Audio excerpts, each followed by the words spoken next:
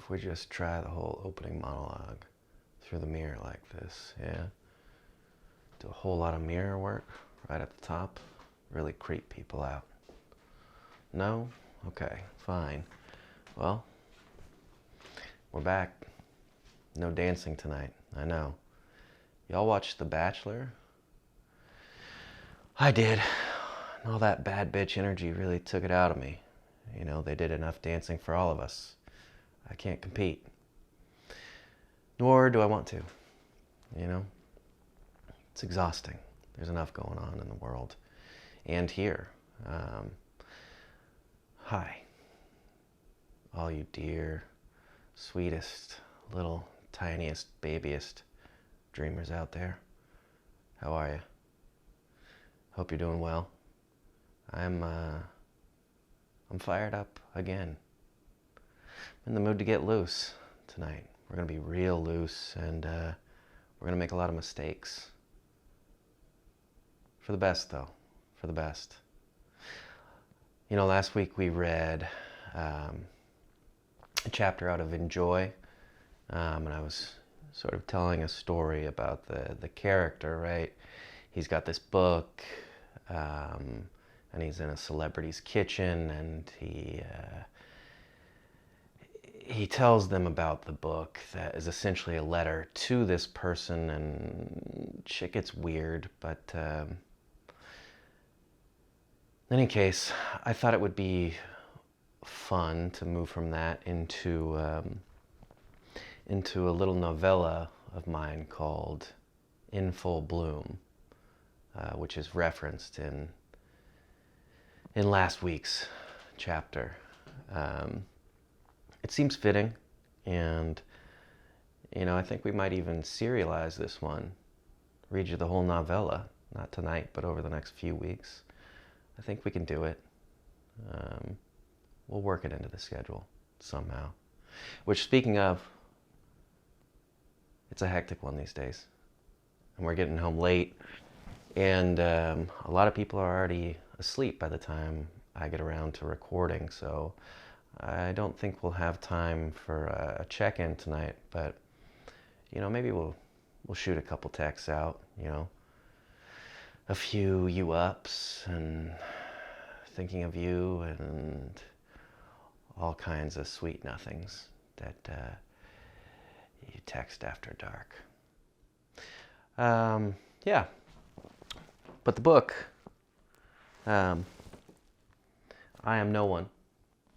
It's a collection which includes In Full Bloom. And the New York Times best-selling author and hashtag GIRLBOSS says of I Am No One, gorgeous and massive, heavy stuff. Literally, like 1.5 pounds. Incredible. Quite the compliment, Sophia. Thank you. And it is quite heavy. We might need to take a couple breaks, depending on how my wrists do throughout the night. But that's not of your concern. None of this is. All you need to do is just wind down, you know, relax, cuddle up, and get ready to enjoy a new episode here with me, your host, Benjamin Font. Welcome to Night Night.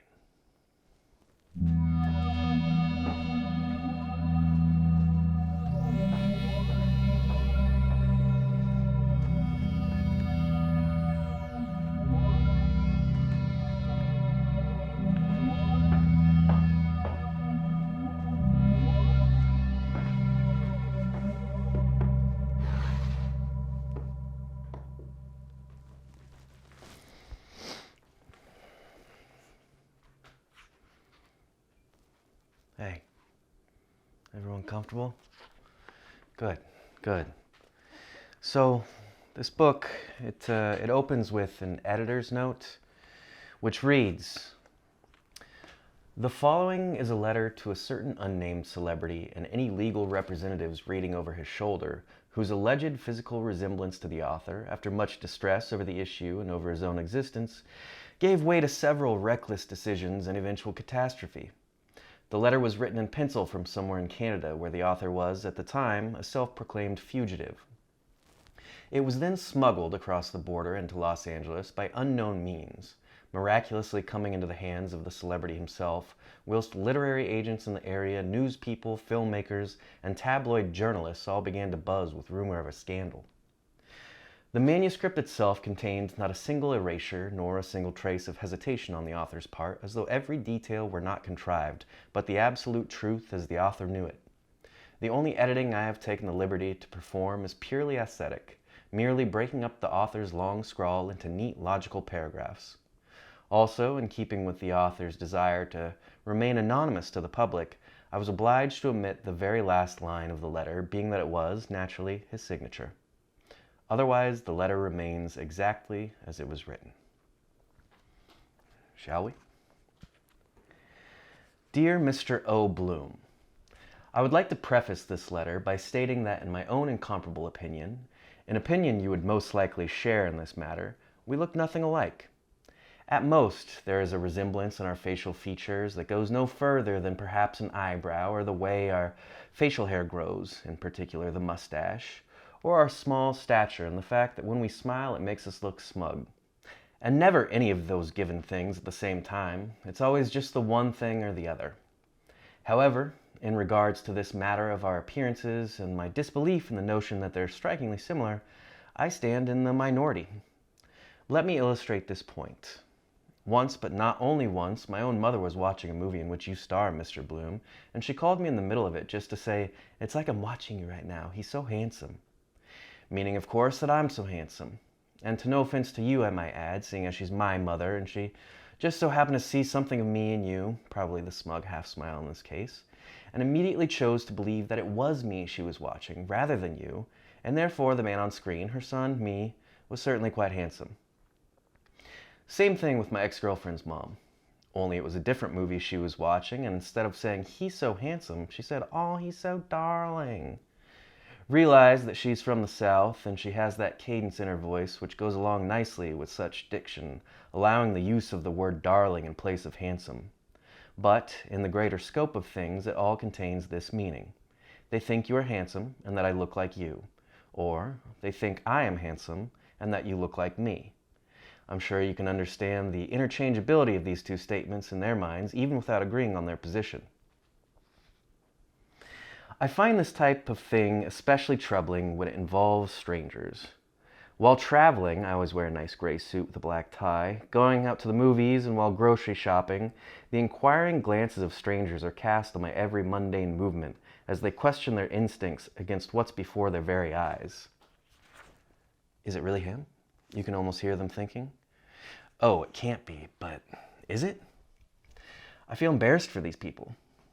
Worst of all is the grocery store, though, because there the occasion to remark always presents itself. As I attempt to make it through the checkout line with minimal conversation, the individual's reasoning has finally surmised that it could not really be you, Mr. Bloom, dressed so shabbily, unshaven, purchasing bay scallops, turkey bacon, and beer, and they say to me, "You know, you look exactly like a celebrity."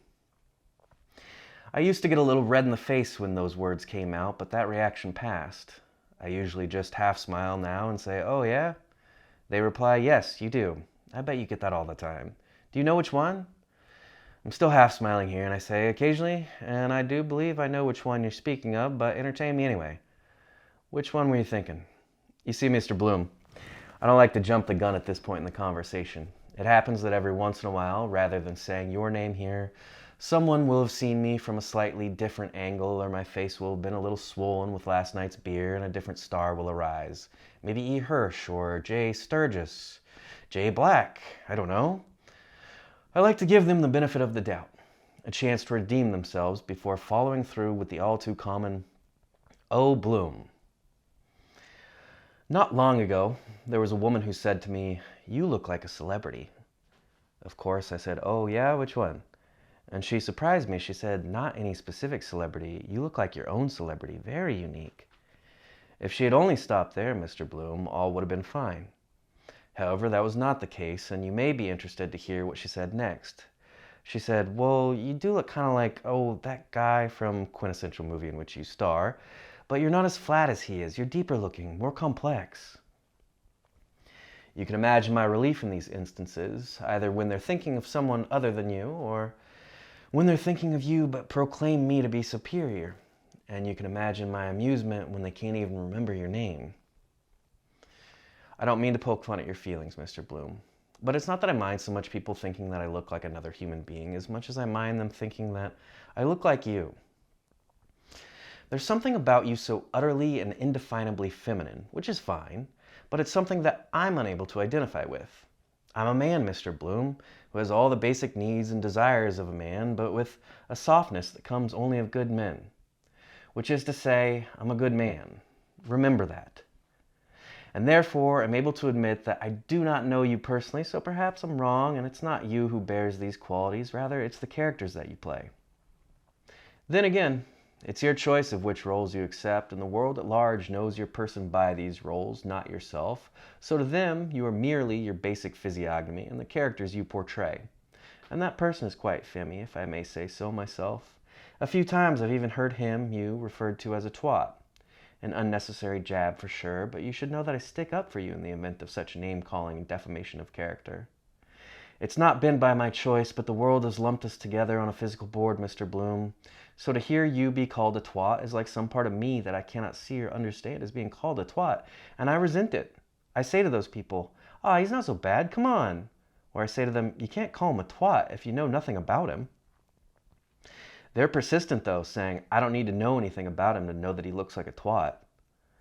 And when they've gone that far, Mr. Bloom, there's really no use in trying to sway them. The only real choice of action, then, is non-action. But it should please be noted here that I've put my own reputation at stake to preserve your honor. No matter how abstract the situations may have been, and if the time came where our positions were swapped and you were given the opportunity to defend my good name, I hope you would do the same. But enough of that, Mr. Bloom. I believe I've provided ample evidence to support myself with, and with those facts having been stated, you should now have a reference point for extrapolation, thus allowing yourself to ascertain, to a certain degree, an idea of what my ongoing experience has been like and its accompanying disconcertion. This idea, this inkling of understanding is absolutely imperative for you to have in regards to my peculiar case. Without it, I'll appear in a way that I'm not. I will appear to be pathetic, a pathological liar, a pervert even, and I'm certainly not those things. I am a decent man, incapable of knowingly committing any horrendous or petty crime. I am loving and good, sweet as often as I can be, and patient. You must remember these things regardless, Mr. Bloom. Please. The initial response to being repeatedly told that you look like someone else is chagrin, which seems an old world, but is defined as a keen feeling of mental unease caused by failure, disappointment, or a disconcerting event, leaving no better word to describe it. And so the chagrin builds in your heart and brain with each new time you hear the words, you know who you look like?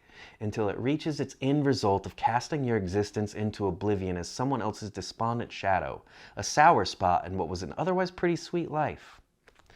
The secondary response to being repeatedly told that you look like someone else is pure, uninhibited freedom through the knowledge of your anonymity.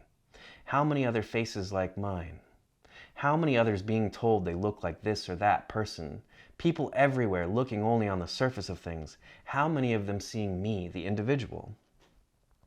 After many years of experiencing the former response to the sound of your name, Mr. Bloom, taking my own existence to the brink of extinction, an obliteration of self that was not self-inflicted or welcomed, I experienced for the first time the latter response. It was somewhat busy for a Wednesday night in the usual slow bar. I was sitting alone at the counter having a whiskey and club soda and a tall glass of ice water. The typical old drunks were at the end of the bar, chatting up the bartender, who was a young woman that had grown to recognize me as a regular and knew my drink of choice was either the whiskey, she pours doubles, I was drinking that night, or beer with a splash of orange juice, and always a tall glass of ice water on the side. A few of the booths were filled with quiet groups of young folks sharing pitchers.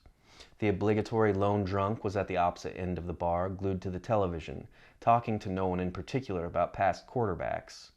The keno players were in the far back, catatonic. The jukebox was playing pleasantly without interruption in the background. And a good-looking young woman was shooting the classic solitary game of pool, left hand versus right hand. It looked like the right hand was winning, but not by much. The girl playing pool, pretty in a typical way, long brown hair, sharp features, legs showing the impression of well-formed breasts as soft mounds through a thin cotton shirt, set down her cue and approached the bar. 2 stools away from me, she called the bartender over. "Another rum and coke, please, and a water, too," she said. As the bartender turned to make her drink, the girl turned to me, apparently having been watching from the corner of her eye, and it came out. "You know who you look like?" It was already my second drink, which meant I was relaxed without being drunk, so I said to her, "Yeah, I suppose I do know who I look like. But who do I look like to you?" As expected, she said she thought I looked like you, Mr. Bloom. The bartender set her drinks on the counter and the girl paid for the rum. Still, she lingered there, 2 stools away. I said, "I can't disprove an opinion, I can only disagree." Then gesturing to the pool table, "You need someone to play with you?" The blatant sexuality of the question was not overlooked. She smiled without a hint of shame, the floozy, and said, "That'd be nice." Quickly, I ordered another drink, and we walked to the table together. I told her I would take over for her left hand, stripes, which still had all its balls on the table. Only one solid down. It was my shot. I chose a cue, the heaviest at 21 ounces, and took a big swallow of my third drink before lining anything up. I felt exhilarated, as if the notion of myself were burning away in the bottom shelf whiskey, and my soul were dismembering itself from my body, floating above it to watch it perform. The girl observed me closely as I swaggered around the table, shot well that night, and the movement of her eyes, the unprecedented doughy fondness, made her extraordinarily beautiful. The fact that she wanted me, I guess. It gave me the impression that she and I might be movie stars, or not just that, but this was the movie itself, and we were method acting. It was not my intention to go home with her. I didn't give a shit about that. My only task was to play out my role. In all, I missed only one shot. After the 8-ball dropped, her eyes did too, and her face. She stared down at the ground, then looked up with a forced smile. "Good game," she said, extending her hand to me in good sportsmanship. "You want to play one more?" I was happy to tell her that I couldn't. I had to go. And I did leave on that note, believing that I had left her with 7 more seconds of film, sad and confused, alone in the bar, before the cameras cut back to me in motion in the night, never to see her again. We are really cramping up here. I'm going to take a quick sippy break.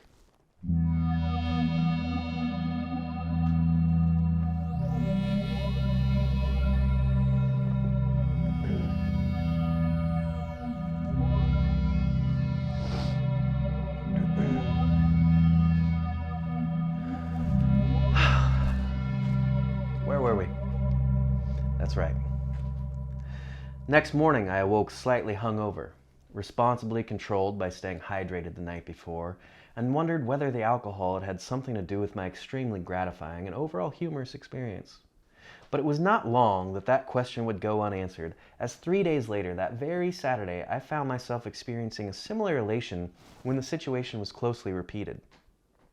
I didn't dare take my newfound confidence, inspired as it was by lofty ambiguity, to the same bar and the same woman, for fear that my behavior should elicit the wrong kind of attention and give me the reputation of being a womanizer.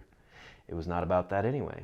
It was about the absurd joy in acting the grandiose nondescript, transforming from a miserable bore into whichever of the several typecasts that a woman will project onto a man. So I sauntered on down the street a little farther than usual and ended up just 1 block away from my regular haunt at a place called The Bull. I didn't like the name of the place because it evoked for me the image of not just one bull, but many bulls stampeding through crowded streets, and the bulls were actually men trampling over the women in their path. In spite of this, and the black-tinted windows that allowed nothing inside to be seen, I was lured in by the number of women standing outside to smoke. So many beautiful women. Entering, I avowed to myself that I would not drink anything that night other than ice water and maybe a glass of orange juice. It was an experiment, and I would treat it like one. I even went as far as to consciously formulate a question and hypothesis. Question: is my arrogant behavior an affectation of booze, or of the sense of self-assurance I obtained through superior anonymity?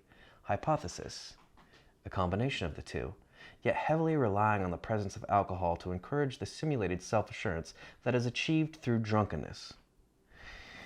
According to my hypothesis, the night would probably end with a lonely, unswerving walk back to my apartment and a clear head that understood too well that I had failed at one thing because the floozy in the other bar was an anomaly, and succeeded in another, that being the prediction of my failure.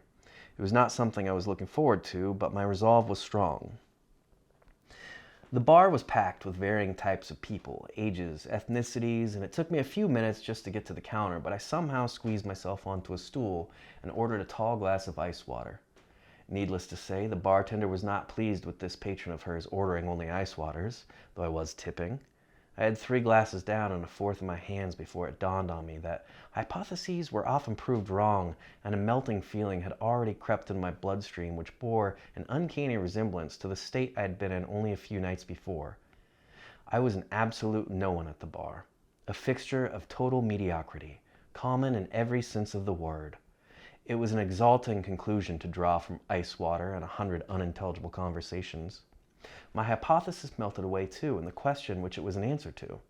With that knowledge, I envisioned my bar stool swiveling, turning like a screw in the direction to make it rise, and elevating me at least a foot above the rest of the bar. Precisely at this moment, a woman's voice entered into the vision. "Excuse me." I turned and looked slightly downward. It was the woman who had been sitting next to me this entire time with a friend of hers, another woman. Neither could be said to be young, but even with their youth past, they were attractive. Just 2 bored professionals with nice smells and good skin from expensive creams. With my eyes, I acknowledged that I had been addressed. The woman continued loudly, "I just have to tell you, you look exactly like O. Bloom. My daughter would be absolutely in love with you." I could hardly remember the time when hearing that would have annoyed me, made me callous. I said coolly, "Well, where's your daughter tonight?" The woman thought this was a charming retort. She laughed and put her hand on my arm for longer than she would have if it were just her daughter that would be interested in me. She finally removed her hand, and my skin tingled where it had been, the sensation moving up past my elbow to my shoulder, then my chest, and down into the rest of my body. She offered to buy me a drink. It immediately crossed my mind at this point that my experiment, by disproving my hypothesis, had been successful. The water had assisted in my intoxication by keeping me sober long enough to realize this. There was no longer a need for sobriety, though, and there was now cause for celebration. My walk home could be swerving if it wanted. Also, in order to maintain safe mount on the high horse of my unself without bursting my top, shouting out philosophical nonsense into the bar or some such thing, I thought it might be helpful to subdue my raging anti-ego with a drink. Besides, someone else was paying. I accepted the woman's offer and settled on a whiskey and club soda to start. If this were a novel, Mr. Bloom, I might take the trouble here to go into detail about what the women looked like, giving each of them small quirks that made them seem human, real. If it were a movie, their looks would be apparent already, but they would still appear inconspicuously in the credits as Woman in Bar Number 1 and Woman in Bar Number 2. Although this is merely a letter to you, albeit long-winded, I'll stick with the format you're more familiar with, only insofar as referring to these women as Woman Number 1, who bought me the drink, and Woman Number 2, her friend, because their real names and looks, for that matter, are not so important as their reaction to my strange conceit and borderline vulgar nonchalance. Due to the bartender not knowing me and the fact that all of my previous drinks were ice water, I must have been perceived as some kind of a pussy, because when my drink arrived, it was, I felt, abnormally weak. Or maybe I had already begun channeling your aura and the bartender served me accordingly. I didn't let on about my disappointing drink, though. Rather, I said to Woman Number 1, "Is the next one on you too? Because if it's not, I'll take this one slow." It would have been hard to miss with her. She laughed. "Of course it's on me, sweetheart," she said, grazing my leg with hers under the counter. At that I finished my drink in one go. She called the bartender over for another. Woman Number 2 seemed to be scanning the bar pathetically, looking for someone to start a conversation with her. Woman Number 1, however, she was locked in. As her interest was clearly growing, she justified it by talking about her daughter again, saying how much she would love me, she was beautiful, etc., and she even got her cell phone out and began texting her. She showed me the message after it was sent. "Hey, where are you? Met a cute boy you would love." She was giggling hysterically. Her daughter replied, "At boyfriend's house. Hope he doesn't read this because he'd be pissed. Have fun." She showed me her daughter's reply, sadly, and she went on to explain that sure, her daughter had a boyfriend, but he wasn't any good for her. She needed to be with someone like me. Then she continued to discuss the situation, scheming of ways to get us together, until the point where I was thoroughly drunk on her tab and the bar was finally closing. I told her I didn't live far, but she insisted I share a cab with her and woman number 2. As the driver pulled up in front of my apartment, she handed me a piece of paper with her and her daughter's number on it. She told me to call her daughter sometime, and if her daughter refused to go out with me, then I should call her and she would make it happen. She then told me how sweet I was and kissed me as if she were going for the neck but missed and got me on the jaw. After that, I said goodbye and got out of the cab without watching them drive away. Then I stumbled inside to my bed and slept, as they say, like a baby. I could go on and on in this fashion, Mr. Bloom, elucidating the minutiae of my each and every small sin, but it would be against my better judgment to do so, and completely unnecessary besides.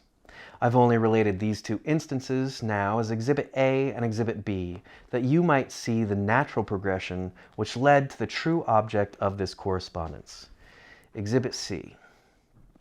Strangely enough, the beginning letter of such words as calamity, catastrophe, the country Canada, where I'm currently a fugitive, and the name Claire, all of which are relevant to the matter at hand. It suffices to say that Exhibit A and Exhibit B were not controlled occurrences, happening only one time each, but a representation of many other comparable events, and a precursor of what was to come.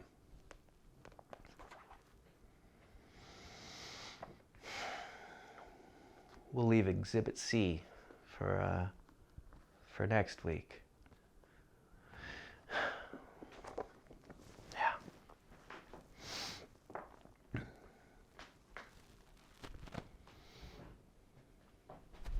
And until then,